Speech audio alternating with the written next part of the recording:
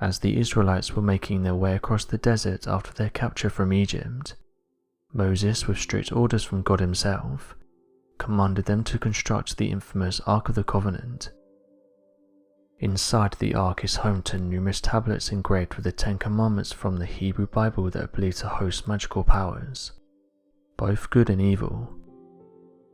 The tablets are believed to be made of gold from the Garden of Eden, representing the mortality of the universe. Like any biblical story, the truth of the matter is up to interpretation. Scholars who have studied the Lost Ark of the Covenant have debated whether the Ark is made of gold or wood, what kind of powers it has, and ultimately where it ended up after vanishing from Jerusalem in 587 BC. God gave the Israelites extreme specific instructions for building the Ark of the Covenant. According to God, the Ark should be made of both wood and gold. God then instructed the builders to sheath the wood with gold both inside and out. There was to be a cherub facing a certain direction on the lid of the chest, with its wings spread upwards casting a shadow below. To imagine the Israelites wandering through the desert for 40 years were expected to create such an artistic masterpiece, with only their hands and some gold, is a huge undertaking, even with God's guidance.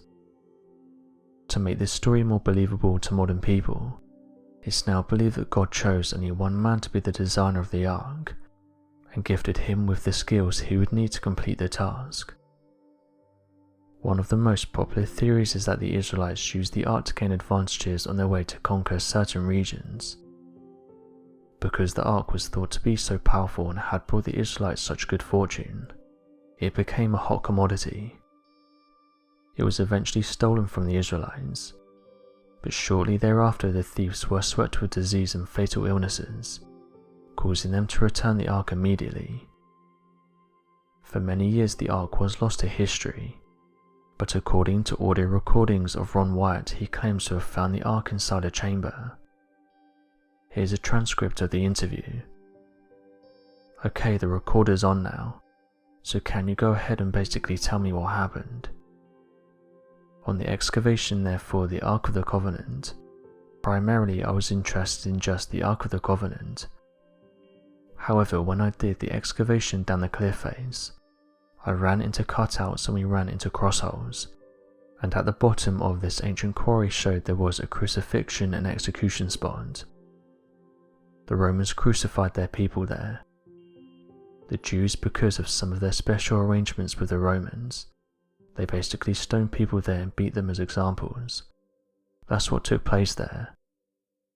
Anyway, once we found that place, I knew that I needed to get inside that escarpment, because there were several indications that it was just a system of tunnels and chambers, and that I needed to basically just go to chamber, tunnel by tunnel, systematically go through there until I found the Ark of the Covenant, or until I didn't find it.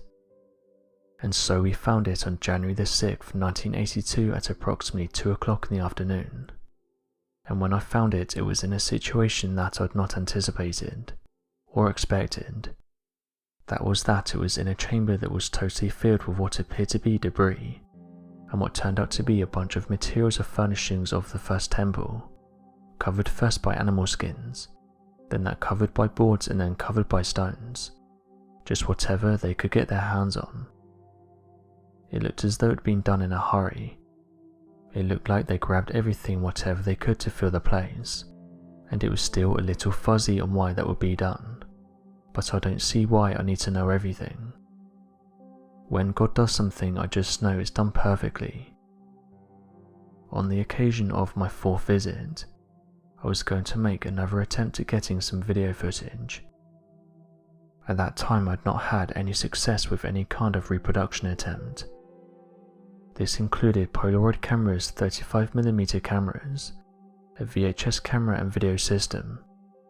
So anyway, I went into the chamber and lowered myself in there, and of course the thing that became apparent immediately was that the place was totally cleaned. Somebody had done what I had decided that I was going to do, and that was to clean everything, haul the debris and take everything out. And I guess I should say a couple of words here. that the Ark of the Covenant was not covered in all the debris like everything else. It was in a separate container, within walls and a stone box. This extended from the floor, which I didn't know at the time. But anyway, the box extended up within approximately 3 inches of the ceiling. Looking back on that, I would have had to have been there when the cleanup took place in order to know all of that, and I simply was not there. But anyway, the Ark of the Covenant, the mercy seat, was in a set manner underneath the crack that came down, that extended down from the crucifixion site above, and there are several things that are rather remarkable about what happened there. The place was cleaned up, and the Ark of the Covenant was just sitting against the wall at the east side of the cave, and the cave is not perfectly oriented east, it's just on the eastern end. Behind this is this crystalline wall that emits the colour of the rainbow." End quote. As of right now though, his discoveries and claims have been dismissed by scientists, saying that the Ark of the Covenant has not been found. But amateur researchers believe that Ron did find the Ark, and it's now being kept hidden somewhere. So what do you make of this recent announcement? Do you think Ron found the real Ark of the Covenant, or do you think his story is made up? Be sure to leave your questions and answers in the comment section below, and help us to grow this community while working to solve these unexplained mysteries. Thank you for watching, and don't forget to subscribe for more videos.